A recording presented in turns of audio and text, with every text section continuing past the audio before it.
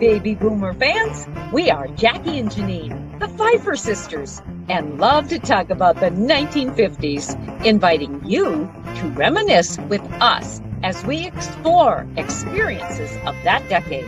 Grab your favorite malt or Green River, make sure you are wide awake, and get ready to be inspired about the 1950s. Welcome to the 1950s Fun Chat. Hi, folks. We're happy you have joined us today, tonight, this evening, this morning, wherever you are in whatever time zone. This story of the 1950s continues to open up new windows and doors of knowledge for us as we visit with our wonderful Fun Chat guests. Jackie, this is number what? Or number who, I should say? 193, which is pretty amazing. Yes, and the stories we've been told, the knowledge we've gained of learning about the 1950s, and these are personal stories from people who lived them. Yes, indeed. So I always like to introduce our viewers to the little purple banner down below.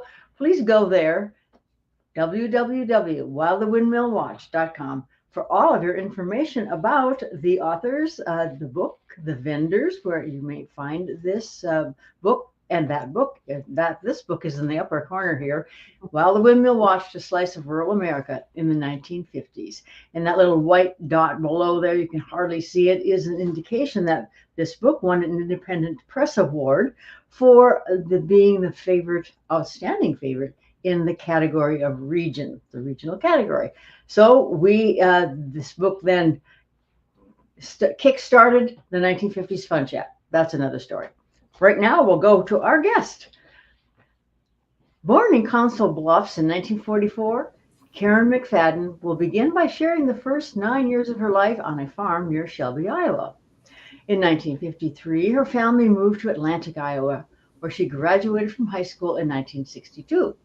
She earned a degree in music education from Drake University in 1965 and subsequently taught in Elkhorn, Kimballton. You'll have to tell me about that. How is that pronounced? Kimballton School? Kimballton. Okay. Mm-hmm. As a 5 through 12 vocal teacher for 4 years. Karen married Dwayne McFadden during the summer of 1964 and moved into an old farmhouse near Mame, Iowa. Is that how you pronounce that? Marnie. Oh, it's Marnie. Mm-hmm. Marnie, Iowa. Okay. You can tell I'm not from Iowa. Their first son, Tom, arrived in 1969, a daughter, Michelle, in 73, and a son, James, in 1974. After Tom's birth, Karen stayed with the children, but returned to teaching when James was a senior in high school. So Karen taught for 19 years. In 2014, Dwayne and Karen moved to Urbandale, Iowa, to be near their children and 10 grandchildren.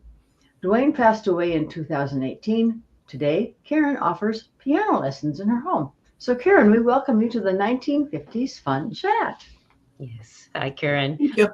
So Karen, tell us some of your early memories of your family, your family farm. That too. Okay, well, we lived a mile north and a quarter mile west from Shelby, and the quarter mile was dirt road. So that was always challenging. One of the things I remember in December of 1951, we went to Florida on a trip. My mother's brother was stationed, or not stationed, but he had a job in Alachua. And now this trip, we took Grandma Heath, that would be mother's mother, and then 2 kids. And so it's 3 adults and 2 kids in one car. And no seatbelts, no hardly any speed limits that I recall, and 2-lane highway all the way to Florida. Anyway, we rented an apartment because we were going to be there for a month, and we took our schoolwork and everything with us. And it was great. We did side trips. Now my cousins in that family, there were 3 kids, 2 girls and a boy. We absolutely adored each other, and we had so much fun with our cousins. And if we would stay in a motel or something on some of these side trips, we'd make little tents and we'd crawl inside and Of course, my brother was the one to crack the jokes, and we just had a great time. Now, we went to Cypress Gardens on one of those side trips, and also it was the beginning of Billy Graham's crusades, and we heard him preach when he was down there in a tent. So that is a very fond memory. Yes. Yeah. And then back home, I had my horse, and her name was Spot. And when my cousins would come, we all got on the horse and rode around. It could be 3 or 4 of us kids, and this horse was so gentle, and it was just so much fun. Now, no television now, remember? No cell phones, of course. The phone was on the wall and it would ring.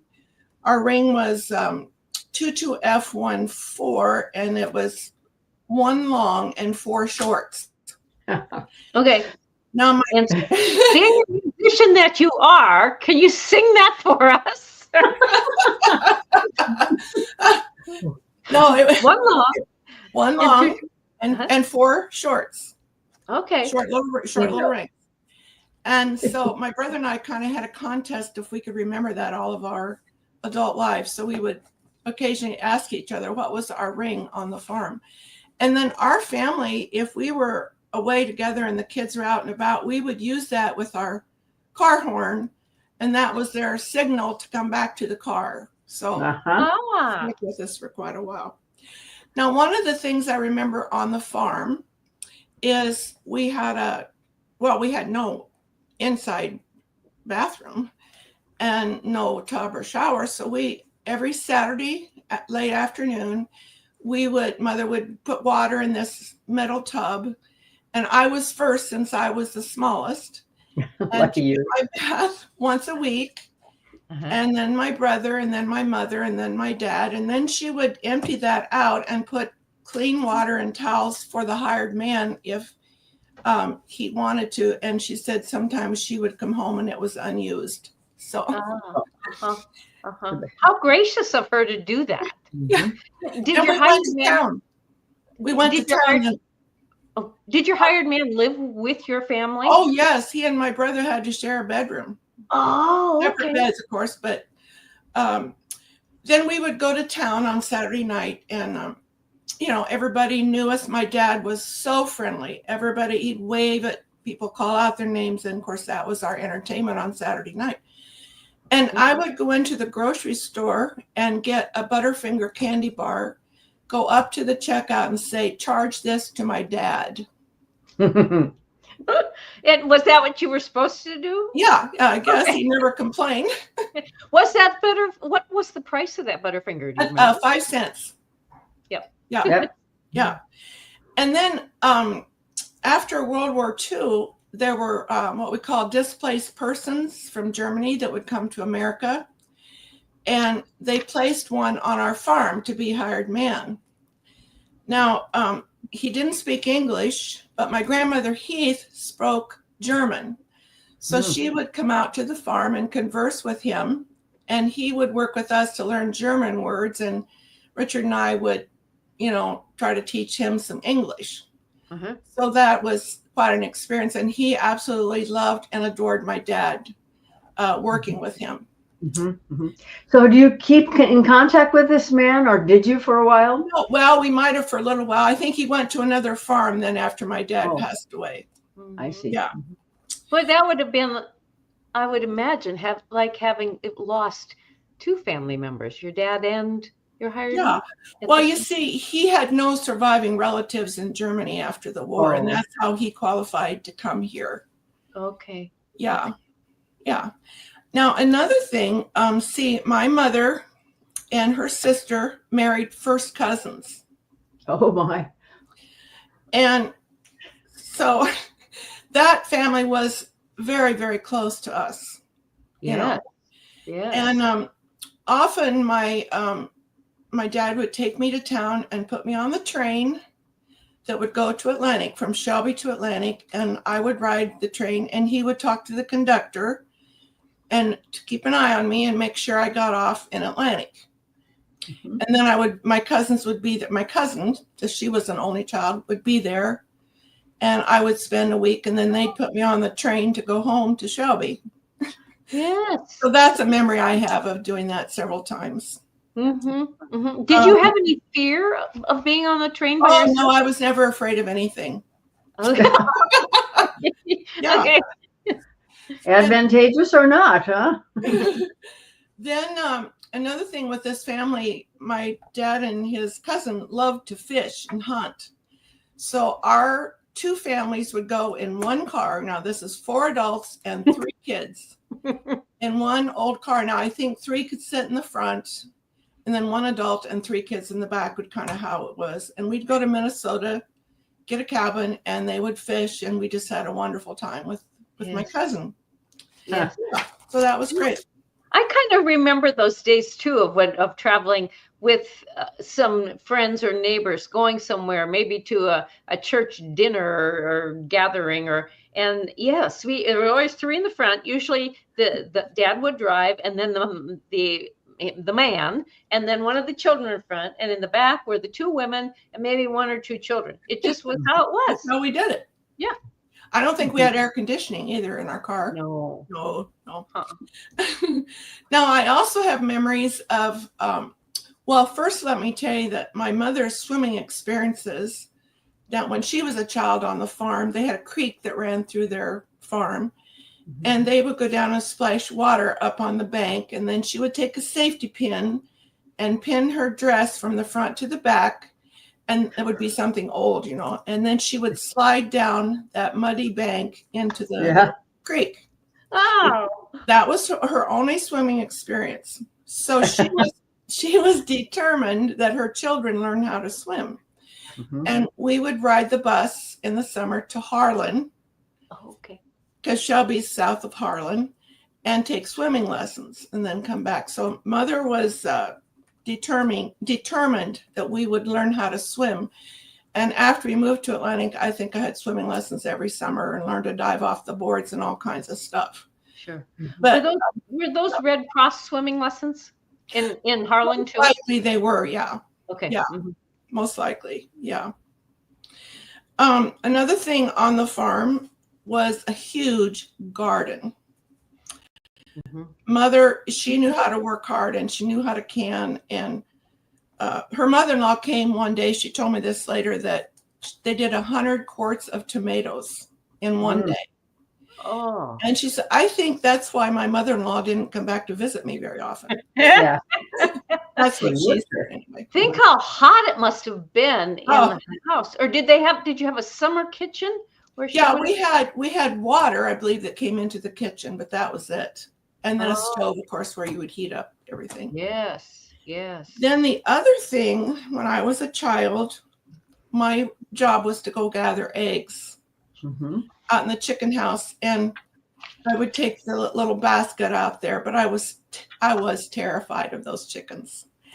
And so I would get in there and I would get 1 egg and throw it to the other end of the hen house. And all the chickens would run after that egg. While they were at the other end, I would get in there and gather those eggs as fast as I could and get back. If the hens were sitting on the eggs in the nest, did they quickly get off? Oh, yes. Oh, yes. Oh. And I never told mother what I did. How did you figure that out? I don't know. I don't know, but I have memories of doing that as a child. That's using your brain, all right. Yeah. Now, were there roosters that you had to be concerned about? well, I suppose. I don't remember. They were so naughty. Another memory I have is mother, of course, cooked for shellers and groups of laborers on the farm. The neighbors would get together and stuff. And she said if she didn't have her chicken tours and her pies made by 8 o'clock, she was running behind. Oh, my. But she would put these meals on. And one day, 2 men came in. And so she put the meat on the table. And they thought they were entitled to start to eat, I guess. And they took most of that meat off that platter. Uh-oh. So she said, she was a young wife. And she soon learned that she wouldn't put anything on the table until all the men were seated. Right. That way, we learn as young wives, we learn these things. Learning by doing. Yes, yes. So anyway, let's see. I guess that's kind of the end of my memories. I rode the bus to Shelby to school and back, and I would when I was really little, I'd walk my brother out to the bus, and they'd all stick their tongues out at me. I have that memory. I was the little sister, you know. That made you feel welcome when it was your time to get on the bus. Yeah. So then that spring of 52, we had that trip in 51 to Florida. Then the spring of 52, it was time to get the brooder out of the corn crib. And it was muddy, and my dad, you know, he went out to get it. And as he was coming with it, he slipped and fell into the area where it holds grain in the corn crib. And there was a number 9 wire that was across. And he hit that with the back of his neck. Yeah. And I was at school, and the principal came to me and said, now you and Richard are supposed to go over to this particular family that lived there in Shelby. I said, okay. Well, we got there and found out that he had had an accident. And she got our evening meal, and we ate, and the phone rang. And I could hear her kind of sniffling, you know. And after we finished eating, she set us down and said, your dad has passed away. Oh, gracious. So that altered a happy childhood into one that was more sobering and more serious. Yeah. Oh my. Yeah. So Shocking. And how the lady whose home in which you had gone to eat, or after yeah, they were friends of my folks. And okay. So. And how she had to prepare herself to tell you and your brother that. Yeah. Right. But I want to tell you about my grandma Heath, because she was the one that really she was strong for my mother, put it that way. Mm-hmm. And where there was difficulty, she was the one to step in. Mother was weakened by the whole thing. And, you know, when Dwayne passed away, I felt really weak. And so I kind of understand. She just was really weak at 37 to lose your husband. They'd been married 15 years. Oh. So, but anyway, my grandmother would go to Colorado Springs and serve in a coffee house that had soldiers that would come in, and they would sew on buttons. And then that gave her the opportunity to talk to them about the Lord.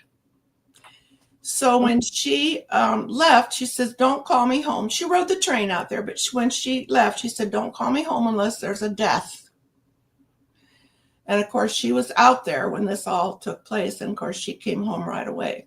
Mm-hmm. And she was right there at Mom's right hand. Now, she had an apartment in Atlantic.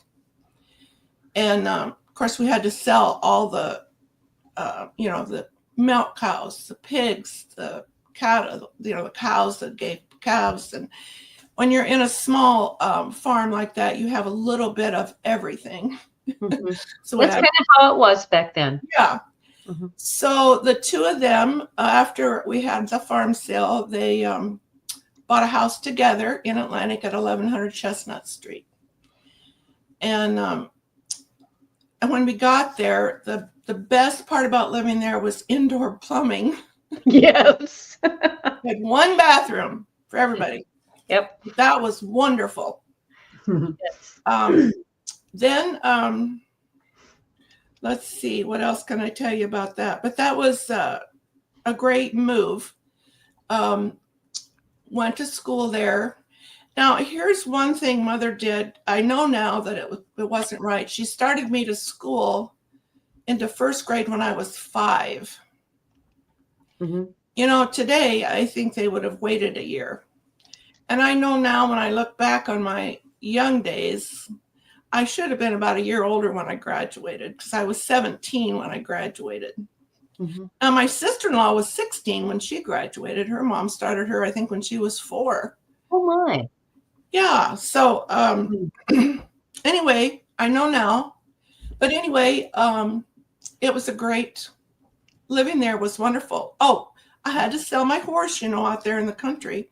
Mm-hmm. And I reinvested in a bicycle. Okay. That sounds logical. Yeah. tell about when you started school at age 5. Do you recall any feelings about being in that first grade class with older children, or did you feel that you could keep up? Oh, I kept up. Mhm. When I was in Shelby, I was. There was a German boy there that spoke English, and we were both kind of competitive to try to get the best grades. Yes. Yeah, no, I was really a good student then. But when I came to Atlantic, I would have been then third grade, and Mom would have done me a favor if she would have put me into second grade. Mm. I think they were a little bit ahead, so then I was kind of behind. But anyway, I was an average student, put it that way, from then Yes. on. And you learned to read with Dick and Jane and Sally? Oh, certainly, yes, of course. Yeah, right. Yeah, what good pals they became of so many students. Yes. Yeah. Well, So- did you when you were in school, in grade school then, did you learn to as a reader, did you learn to enjoy reading? Did you want to read outside books? Yes, they used to have the Scholastic books that you could order paperbacks. Okay. And they'd pass those out in the school, and I just couldn't wait to go through those and see which of those books I could get. And I had a closet full of books. Uh-huh. Yes. Yeah. And the Atlantic Library would have been Carnegie Library would have been there. Yeah. Oh, mm-hmm. Mm-hmm. Well, and in the area of education then, your mom, our family knows her as having been a country school teacher. Yes. Can you tell us about that? How she came to be a country school teacher? Okay. Well, when she was a senior in high school, she went over to Griswold to take their normal training class. And that's how she became a teacher. Well, then after my dad passed away, her teaching didn't count. She had to take some classes over the summer to qualify her to teach then at the country school. And then she got that job at Grove number 5. And where was that located, Karen? Well, that was, I think, 5 or 6 miles south of Atlantic. Okay. And that's how she came in contact with the Knott family. Mm-hmm. Fred, your husband, Fred, was one of her students. And there were 3 boys in that class. Fred was one of them. And I think they really adored my mom. The one said that he learned to drink coffee because he sat on my mom's lap. And he smelled the coffee she was drinking. Well, Fred, did she take the children? Because did she teach grades 1 through 4? Third grade. Okay. Did she take them on field trips, or was it pretty much just what schooling, book learning was right there at Grove number 5? Yeah, I know they did a Christmas program. There was a community building right next door. Uh-huh. And they would put on a program there. Now, as far as field trips, that's very possible. I just don't remember any of those. Okay. But I do know that Mother had to carry the water out every day, and they did not have inside plumbing. She was her only janitor. She swept the room every day and took her own lunch and coffee. And I've gotten letters. Peggy Poland was one of her students, and we corresponded a few years ago, and she had memories of Mother out there playing softball with the kids. She just went right out, nobody else to supervise, so she would be out during recess and played softball with the kids. Or Annie over, throwing a ball over the building, Yes, that took a strong arm to do that. Yes. So then how long was she in the country school teaching system? 6 years. Okay. And then what? To renew for 6 years. And then at the end of that 6-year period, it just worked out that they closed her country school and the kids went into Atlantic. All right. Did she teach in Atlantic then? No, she wouldn't have been qualified. All right. Do you know if that was kind of how it was with a lot of school teachers? Probably. Who taught in country? They didn't want to continue on to get more education. Her 8th grade student, Brian Poland, he got the top score in the 8th grade test. So her country school teaching, it really showed up through him. Of course, he was a smart boy. So that helped. Do you remember those kids? You probably never met those kids, did you? No, I didn't. Yeah. Yeah. So let's move on to were you a 4-H'er? And if so, tell us about your experiences and how you felt about being in the 4-H. There was no 4-H that I knew of. Oh, okay. Shelby. Now, when I got to Atlantic, somebody asked me if I wanted to join, and Mother, of course, she's a frugal person, and she weighed the cost, and she said no. So I was never able to be in 4-H, but my own children were, and I certainly saw the benefits that they learned, keeping track, record book. They learned a lot by being in 4-H. And their livestock, we were on the farm, so they had livestock. That was a wonderful organization. Still is, I think. Yes. When did your interest in music begin, and especially in piano playing? Okay, well, I can tell you that story. It started in Shelby when I would go over to there was a house just a little ways from the school. I probably went there maybe during a recess and took my piano lesson. A lady from Harlan came there to teach. I would have been 7 or so. But I later learned that I learned to play by ear at that time. So when we came to Atlantic, then I went to Mrs. Lau. Now, her lessons were 50 cents a piece. And she then taught me to read the music, which, of course, is beneficial. Then her lessons, like I say, were 50 cents. Well, then I went to another lady later on when Mrs. Lau was getting older and she quit. And her lessons were $1, but they went to $1.50 later on. Well, then, in those days, we didn't have girls' sports in my school. So music, band, and choir everybody was in those things. And anyway, I taught some lessons in my home as a junior and senior in high school. And I thought, well, I was at least worth half of what my piano teacher charged. And that was like $1.50, I think, by then. And so I charged 75 cents a lesson. Oh, I bet you were swamped. I had lots of students, neighborhood kids that came over, and it was really fun.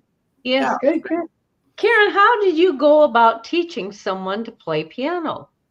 That's a good question. I'm a lot better at it now, I will say. Okay. Little kids come here and I'll say, okay, now we're going to play a game. And so, they just perk right up. And I'll put a flashcard up on the piano. I says, name that note, say it as loud as you can, and then find it on the piano. So that's my latest. So they continue to learn the notes. Now, I want to tell you that when I was in junior high, Delma Wright said to us in chorus, she said, does anybody play the piano? I do. So she said, okay, here, you go home. And it was Go Down Moses was the song. Okay. And so I accompanied the choir then as a 7th grader, this junior high chorus playing Go Down Moses. Yes. And from then on, I did accompaniments all through high school. My senior year, I accompanied the musical. That was a chore. Oh, yeah. I'm trying to think. I should have written down the name, but Sweethearts was the name of it. And that brings back so many memories. My friends were in it, and oh my goodness, it was so much fun. And what would you have rather been on stage or playing the piano? Yes, I would like to have been, but I was better suited to do the piano. Yeah. One thing, I would get the giggles really easy.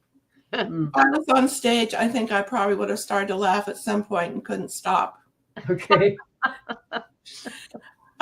Then the other thing is, my senior year, Miss Wright had me direct the freshman chorus on one of their tunes, rehearse them and direct them. She's and a lot that kind of, yeah, okay. And then here's another thing. Mother, from the time my dad passed away, probably on a weekly basis, she said, you have got to get some kind of training. She says, I don't care what it is. You've got to prepare yourself to be alone in the event that you have my experience of losing your husband at a young age. So when I decided, I just signed up for Drake. I'd never been there. I just signed up, got accepted, went over, stayed in Stallnaker for the years I was there. But being young and dumb, I wanted to get done as quickly as I could. So I went to summer school and I was done in 3 years. Oh my. And what did you study, Karen? Music education. Okay. But of course, that includes, you have to still take history and English and speech and all those subjects, which improve your skills in lots of ways. And the background they gave you at that time prepared you to teach any area of music, vocal or band. Wow, even all those in different instruments. I had to play instruments. I had to do the works. Oh. So did you learn the vocal? Did you learn Did you learn to play other band instruments? I learned clarinet, flute, violin, and cello. Those are my choices. Oh my goodness! But I knew I was going to be vocal, so I could just choose those. Yeah. And going to school round the clock, you might say, in that era. Did you were there other students in that same boat as you who tried to get through in a shorter period? I don't think so. Oh, okay. They were more mature than me. I could have enjoyed another year of college. I think it would have been wonderful. Yeah. And I was asked to direct the ladies for sorority there for the music sorority for their choir. They presented a concert in the spring, and but I said, no, I'm graduating. But now that would have been a wonderful training and preparation, But I just passed that all up. I should tell you about the purchase of my car for student teaching. I did get a car right before I graduated, so I could drive to my student teaching. And I'll just tell you this, that I got my loan at the Whitney Bank, and I didn't have to make a payment on that car until I got my first paycheck in September. Now, this would have been from January, September. Isn't that great to support a student like that? That is. That was, when I look back on it, that was fabulous. That may not happen today. No.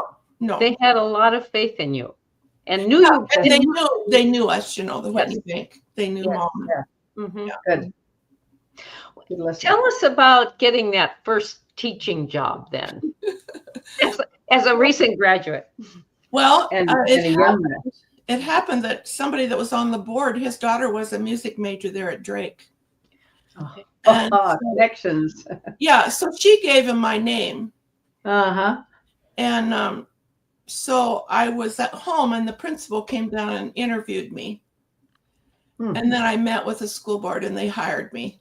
So, And was that just strictly for vocal music? It was, 5 through 12. Okay. Yeah. How is it different teaching elementary students versus teaching high school students? Well, I have notebooks that I still have that I put together myself, with tunes for kindergartners and first graders. And one thing that I remembered from my elementary music classes was I was very upset if I went in and we didn't sing. Some days, they would be teaching you about a composer or something like that. And I just thought my day was not complete unless I could sing.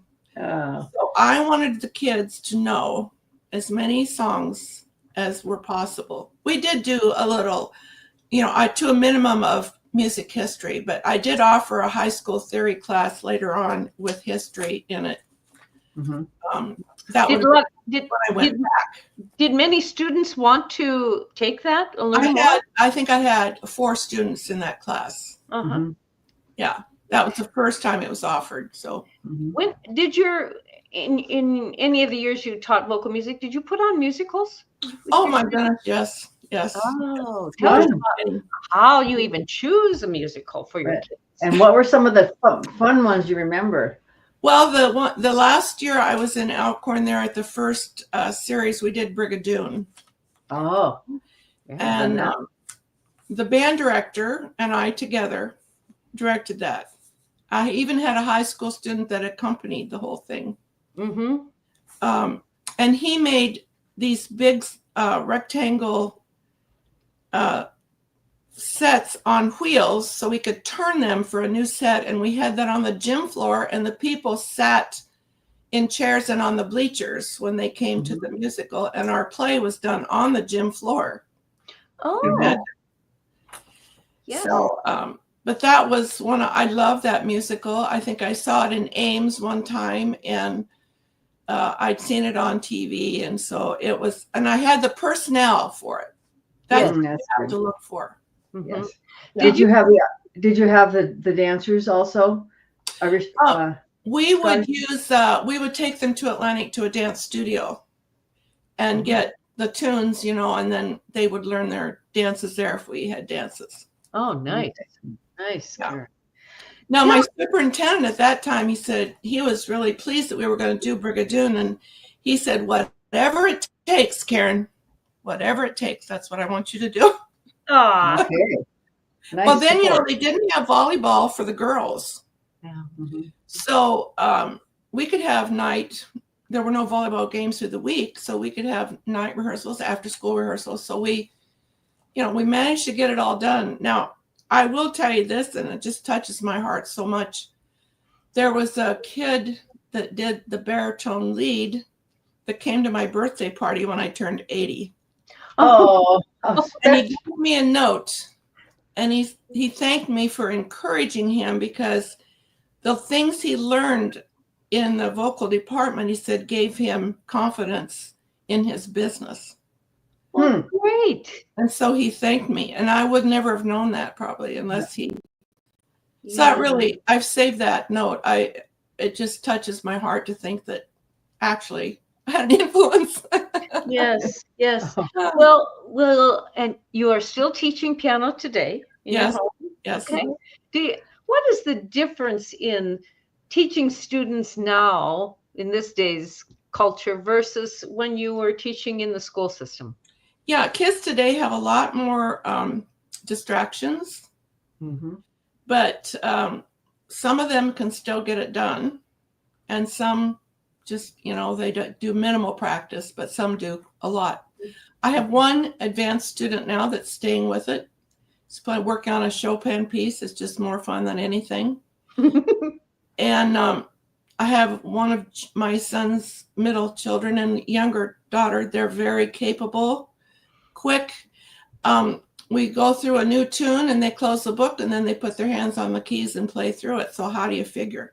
Oh, wow. How do you figure? But they both have really good ears, so I have to make sure they can read the music. Yeah. Sure. And also now what I do is I have sight reading books, and they play a sight reading piece every week, and then they sign their name and put a sticker on it that they've done that piece.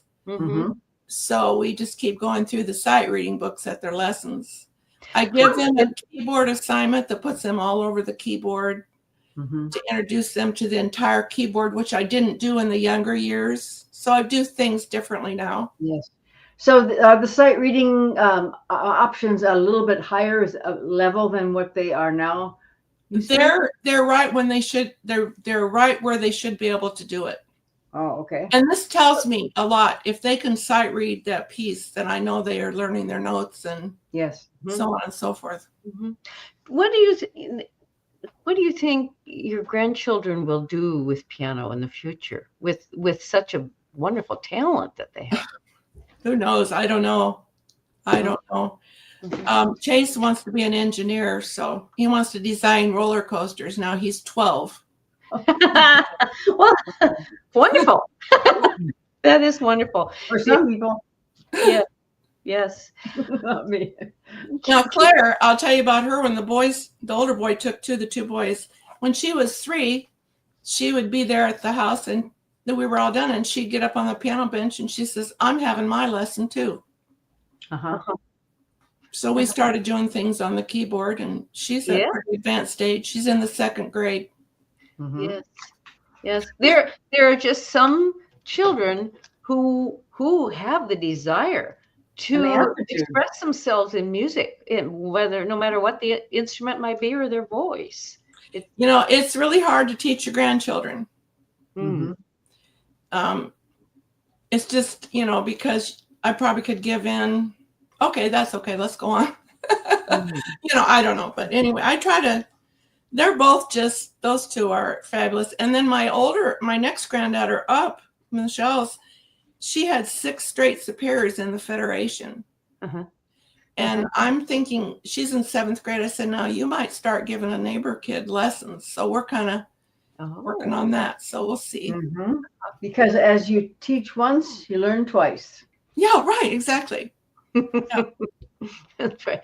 Do you, they would be living in an area where they could have more exposure to musical opportunities other than through lessons or school? Yes. Now, I took the kids to the Sound of Music that was here at the, downtown live Sound of Music. Yeah, they do. But I don't know whether I don't follow them that closely, I guess, whether they're so busy. The kids are in every sport that you can imagine. And well, Karen, when they look at this fun chat a number of years down the road, it'll be interesting for them to hear you telling about their experiences taking lessons from you. Yes. Yes. Or even now today. Yes. Another view. Yep. Well, Karen, we are at the end of our fun chat. It's gone rapidly. And thank you very much for telling us the story of your life.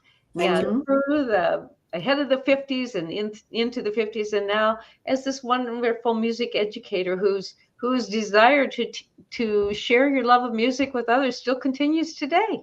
Yes. Yes. And thank you.